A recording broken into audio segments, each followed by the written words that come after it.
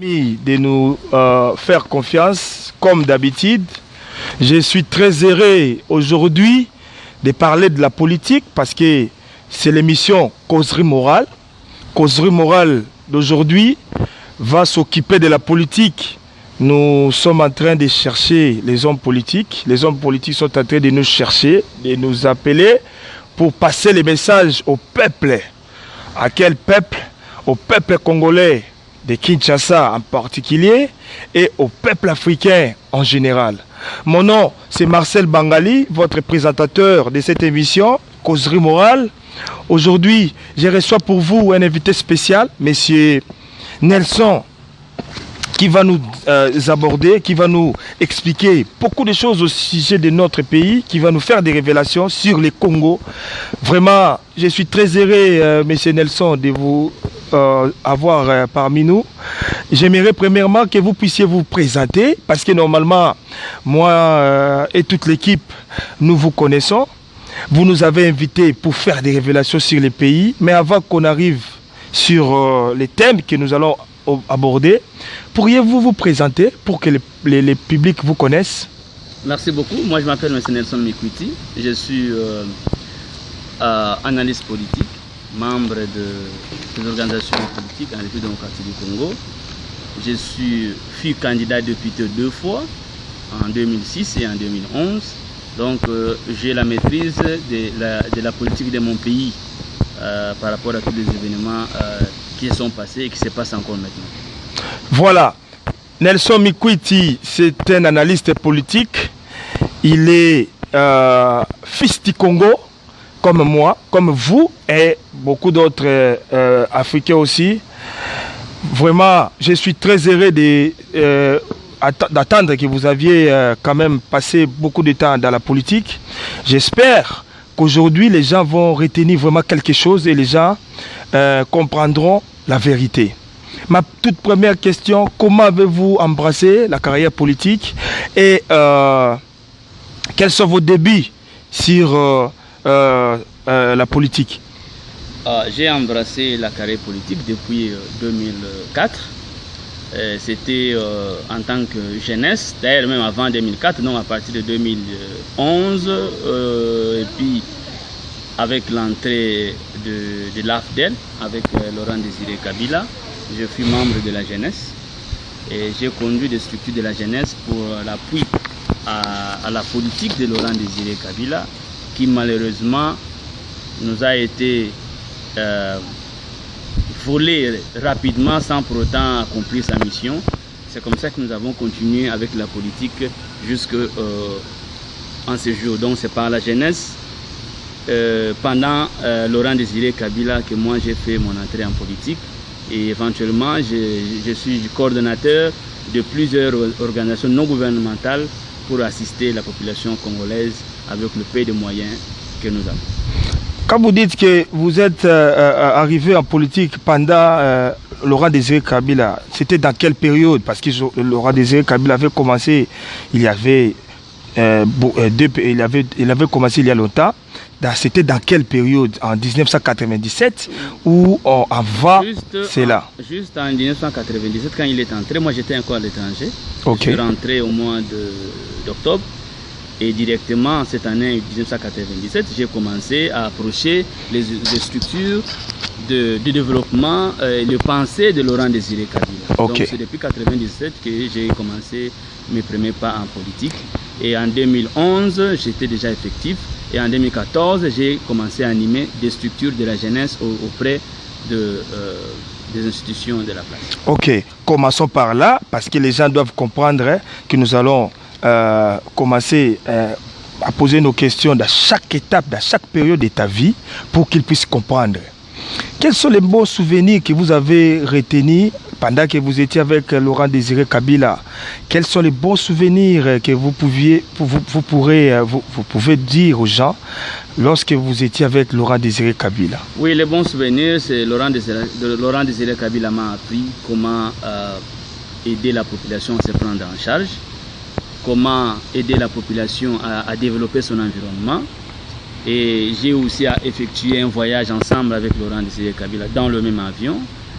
Et j'ai été aussi envoyé avec la ministre de la coopération régionale auprès du président Samuel Dioma. Il y a des images. Et j'étais pratiquement l'interprète et le porte-parole du gouvernement à l'époque. Donc j'ai vraiment de bons souvenirs. C'est grâce à Laurent Désiré Kabila que je me suis fait connaître dans le monde politique et que j'ai gagné ma vie aujourd'hui. J'ai fait le monde entier, je travaille comme Congolais, j'anime des structures de développement dans plusieurs coins de la République, notamment dans le Bandundu, dans les Kasaï et bien sûr à Kinshasa. Alors, lorsque vous dites que Laurent Désiré Kabila a envoyé les peuples à se prendre à charge, ça signifie quoi? Est-ce que tu peux nous expliquer? Parce que normalement, les gens qui vont nous regarder ont toujours écouté ces slogans. Laurent Désiré Kabila, paix à son âme, notre cher président, qui a perdu sa vie à la maison, dans sa maison, le 17 janvier 2001, si je ne me trompe pas. Oui. Paix à son âme, Laurent Désiré Kabila, nous ne t'oublierons jamais. Les Congolais ne nous t'oublieront jamais, Laurent Désiré Kabila. Ça signifie quoi? Expliquez-nous. Lorsque quelqu'un dit, lorsqu'un président de la République, avant de mourir, il dit au peuple congolais, prenez-vous en charge. Ça signifie quoi? Je vais m'expliquer clairement en ces termes. Que le peuple congolais n'attende pas que quelqu'un vienne défendre leurs intérêts. Que les Congolais apprennent à combattre, à discuter de leurs propres problèmes. Si dans le village ou dans la collectivité ou dans les territoires vous avez un problème d'eau, mettez-vous ensemble, cotisez et trouvez la solution. Mais nous avons grandi dans un système où, lorsqu'il y a un problème, les gens se mettent à la télévision. Maman, Olive, t'as l'habitude de Kambo Oyo. Ou papa Kabila, t'as l'habitude de Kambo Oyo. Ou gouverneur Kimbuta, t'as l'habitude de Kambo. Ça, c'est un comportement que nous devons bannir. Nous devons apprendre à nous mettre ensemble, mettre en place nos énergies, nos intelligences pour trouver des solutions à nos problèmes. Au lieu d'attendre des solutions qui viennent d'ailleurs ou de quelqu'un d'autre, ou qui vient de l'Occident ou de l'Orient, nous devons apprendre à traiter nos problèmes de nous-mêmes. Parce que les conséquences de chercher les solutions ailleurs, c'est ce que nous vivons maintenant au pays. Et maintenant, où est le pays maintenant? La solution du dialogue qu'on est tenté de proposer aux gens, c'est pour l'intérêt de qui? Qui va bénéficier de ces dialogues? Est-ce que c'est le peuple congolais ou c'est la communauté internationale? Parce qu'aujourd'hui, les dialogues dont les Nations Unies, Joseph Kabila et les autres insistent, c'est un dialogue pour l'intérêt des Congolais ou pour l'intérêt de la communauté internationale. C'est là le nœud du problème. Mais lorsqu'un peuple se prend en charge, il discute de ce problème pour trouver des solutions. Mais aujourd'hui, nos yeux sont tournés vers l'Occident pour trouver des solutions. Si c'est qu'il vient de l'Europe, tous les conclaves qu'on a eu à Jean-Val, c'est en Europe.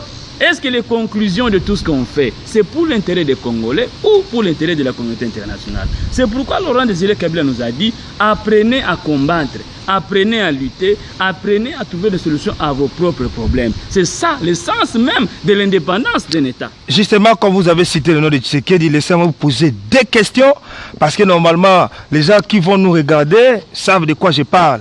Vous savez que quand vous dites que Laurent Désiré Kabila a envoyé les gens à se prendre en charge. Vous savez, nous aussi nous savons ça. Vous savez que M. Etienne Tshisekedi avait informé à Laurent Désiré Kabila avec l'AFDEL que Laurent Désiré Kabila devait se débarrasser des gens là. Vous savez que Laurent Désiré Kabila n'avait pas écouté M. Etienne Tshisekedi.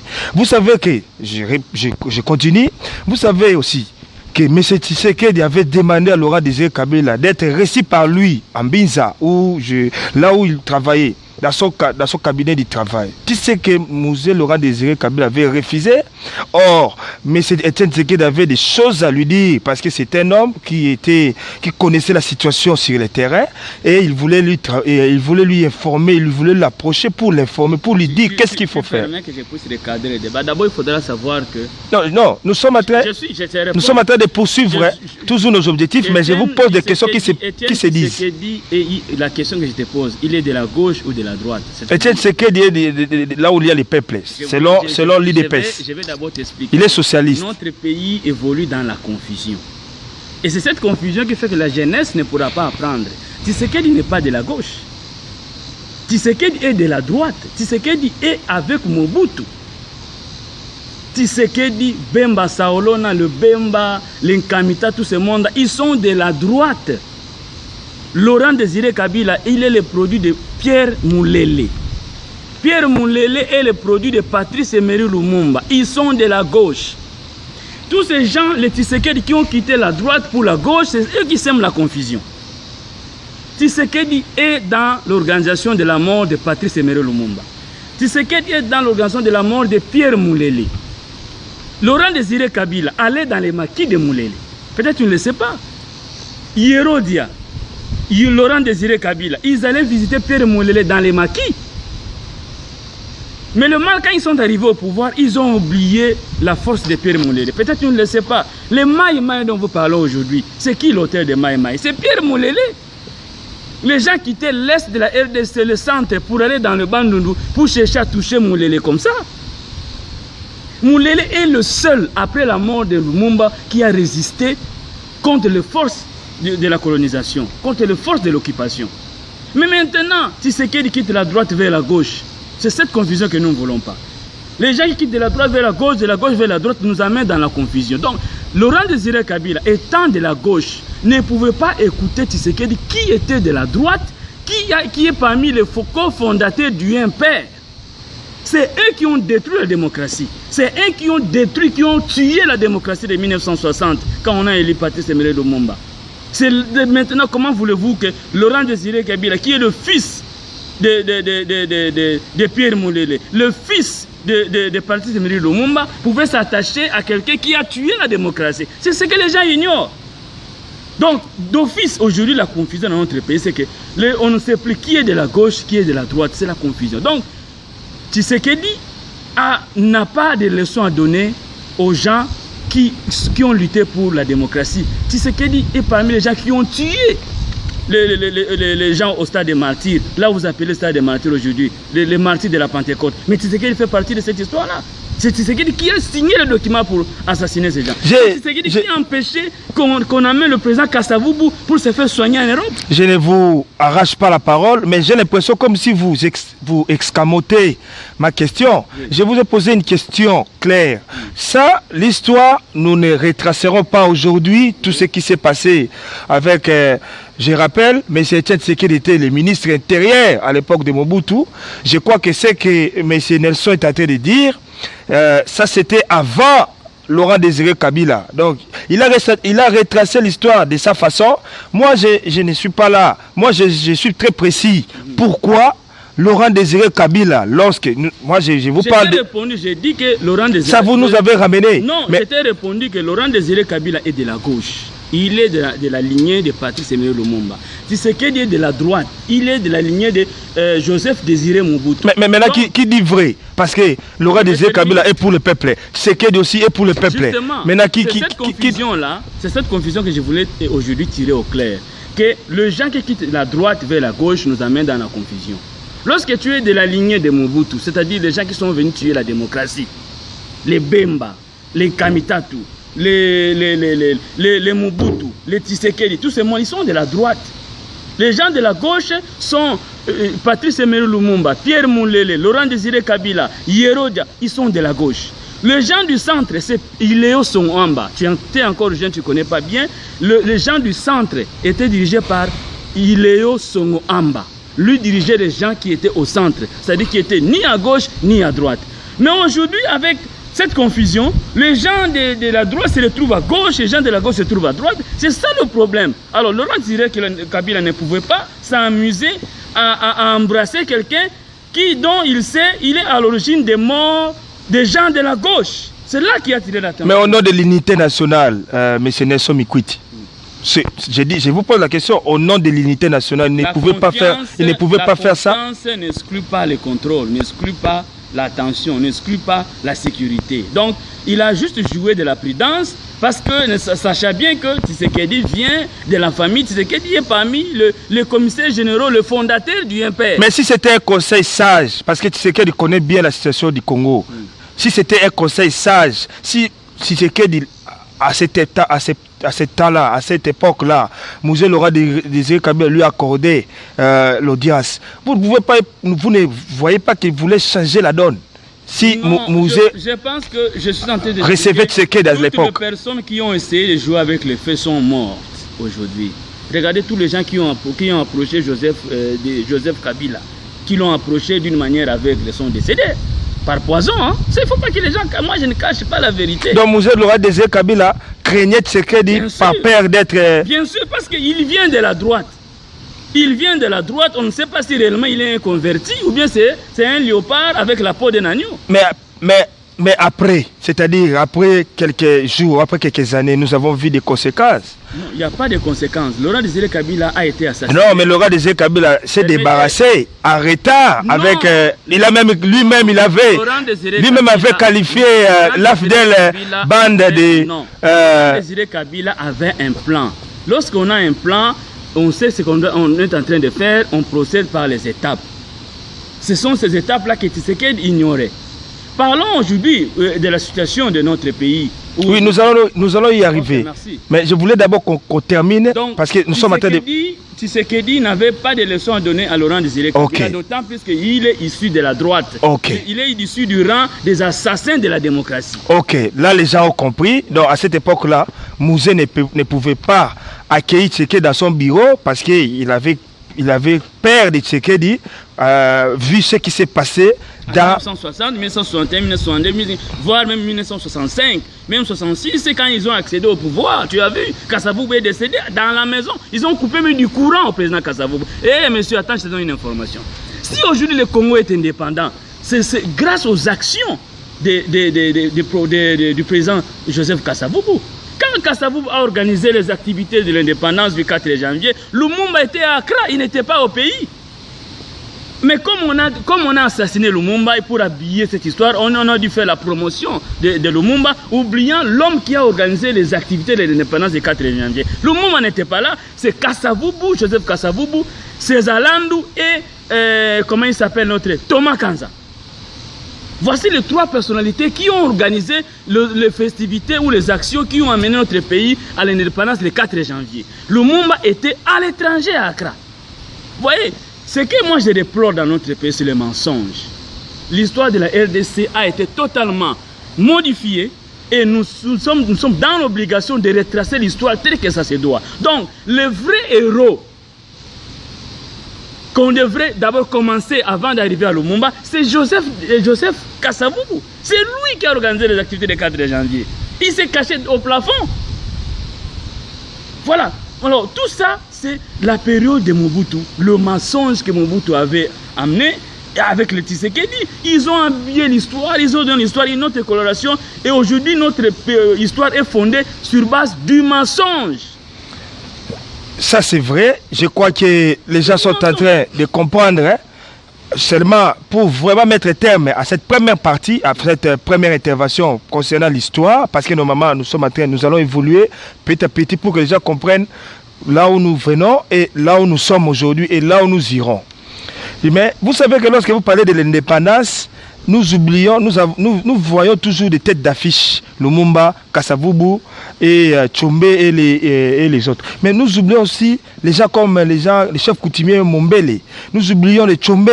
Pourquoi les gens là, vous ne les citez pas? Parce qu'ils étaient là. Mais j'ai dit tout à l'heure que notre sur la table ronde. J'ai dit tout à l'heure que l'histoire de notre pays a été truquée par la famille Mobutu et les Tshisekedi.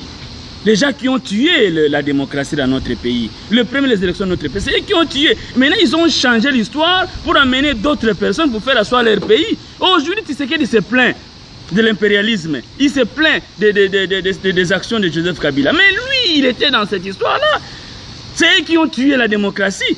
Lorsqu'il posait des actes en 1965, 64, 1965, 1966, en tuant le père de la démocratie, ne savait-il pas qu'il était en train de planter un arbre qui va porter des fruits demain? Mais quelqu'un peut se convertir, non? Il était dans les mal. Il faut nous le prouver. Il était dans les mal, maintenant il vit en Dieu. Ou soit quelqu'un peut se convertir. J'ai l'histoire de la République démocratique du Congo dans sa vraie version. Je tiens quiconque en défi de se présenter devant moi me dit le contraire. Toutes les personnes qui ont utilisé la ruse de quitter la droite vers la gauche de tous les pays. Vital Kamerhe aujourd'hui. Hier nous avions dit que Kamerhe était un traître, les gens ont refusé. Voilà le comportement de Vital Kamerhe. Toutes les personnes qui sont de la droite, lorsqu'ils se retrouvent à gauche, ce sont des traîtres. Et jamais ils feront la vraie politique. Si vous doutez, vous, mais Bemba s'est retrouvé à gauche. Où est-ce qu'il est? En prison. Mais il est de la droite. Donc ce sont des faux messieurs, ce sont des faucons qui viennent détruire la démocratie dans notre pays. Ils ne le sont pas. Ce sont des traîtres, ce sont des escrocs. Alors, pour entamer une autre étape de ta vie, si on vous demandait quels sont des conseils, quels sont des reproches que vous feriez à Mouzé Laurent Désiré Kabila s'il était vivant, qu'est-ce que vous lui direz? Quelle est une erreur qu'il a fait dans sa vie pour le pays et une bonne chose qu'il a fait? Donc si on vous demandait de reprocher à Mouzé, de faire les reproches, des bons reproches et des mauvais reproches, qu'est-ce que vous direz à Mouzé en deux paroles? Mots que je vais reprocher à Laurent Désiré Kabila, c'est le tribalisme et la précipitation. Deux choses. Parce que si Laurent Désiré Kabila avait voulu travailler avec tout le monde sans que les gens parlent swahili autour de lui, parce que moi je ne cache jamais la vérité, il serait vivant. Parce que les gens qui ont... Mais ce n'est pas seulement lui, Kabila, en Afrique c'est... Mais c'est ça le mal, nous n'allons pas suivre les mauvais exemples. Ok. Peut-être que tu n'as pas eu la possibilité d'approcher Laurent Désiré Kabila. Moi j'ai approché Laurent Désiré Kabila. C'est quelqu'un d'une intelligence extraterrestre. Les gens parlent de Laurent Désiré Kabila dans les vides, mais ne le connaissent pas.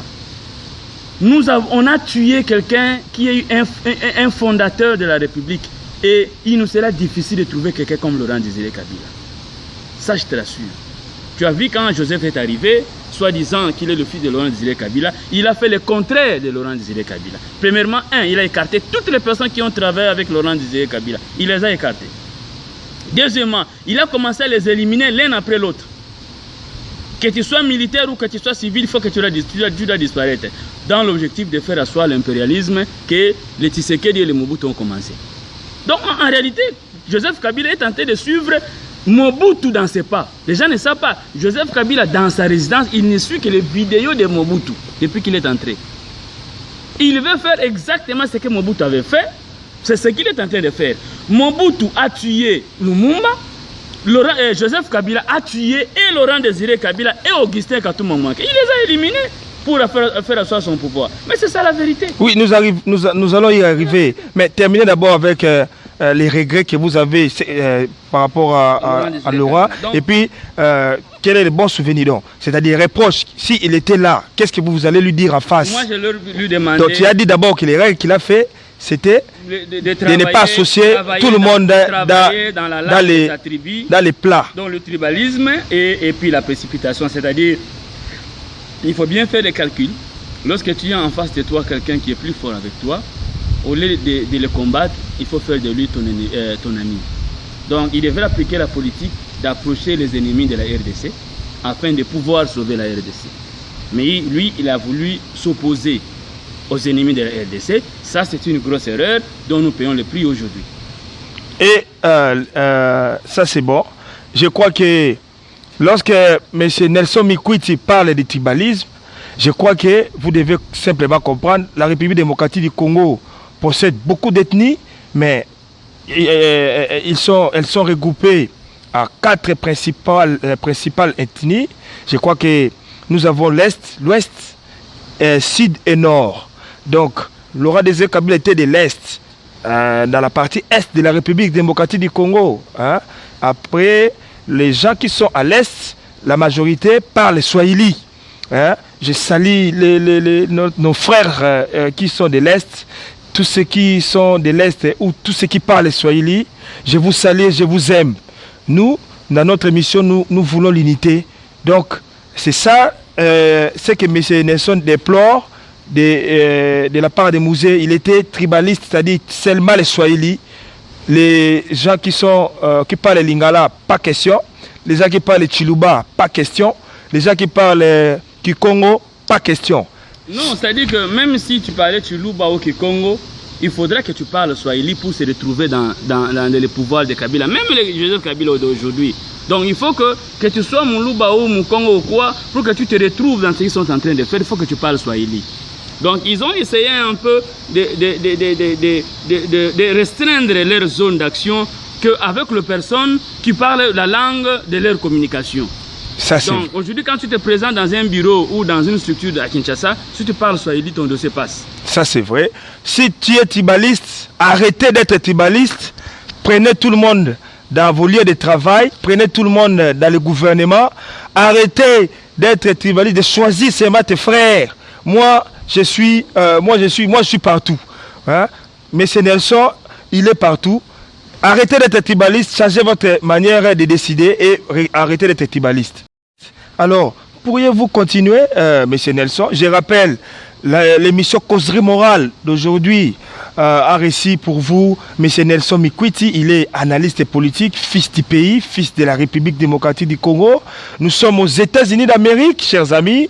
Nous sommes en train de vous faire cette émission aux États-Unis d'Amérique. Je salue tout le monde qui habite aux États-Unis d'Amérique et je salue tous les peuples africains qui vont nous suivre, qui parlent français. Maintenant, quel était, après Mouzé, vous avez encore, qu'est-ce que vous avez fait après? Quelle était encore votre deuxième étape politique? Oui, après que Laurent Kabila est décédé, nous avons cheminé en tant que jeunesse, en tant que coordonnateur des structures de développement, notamment dans la province de Bandundu et dans les Kasaï. J'ai des structures qui existent jusqu'à aujourd'hui. Et j'ai été candidat député, comme j'ai dit, en 2006, dans la ville de Kikwit, qui est ma ville natale. Et en 2011, je suis candidat député dans le territoire de Boulungu, qui est mon territoire d'origine. Donc, les actions et les activités politiques, nous continuons. Et notre souci aujourd'hui, c'est de mettre en place un courant. Un courant, c'est ce que nous appelons l'initiative républicaine, l'initiative des républicains congolais. C'est le courant que nous sommes en train de préparer aujourd'hui. Comment recruter des Congolais qui comprennent qu'être un noir, ce n'est pas un péché.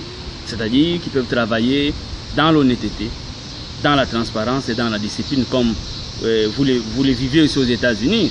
Vous allez dans un bureau pour demander un document. De toutes les façons, tous les documents, on vous les transmet par mail ou par voie postale. Donc vous n'avez pas à vous présenter quelque part pour que quelqu'un vous donne un document avec des complications. Ici, tu écris et tu as les documents, tu déposes, on te répond.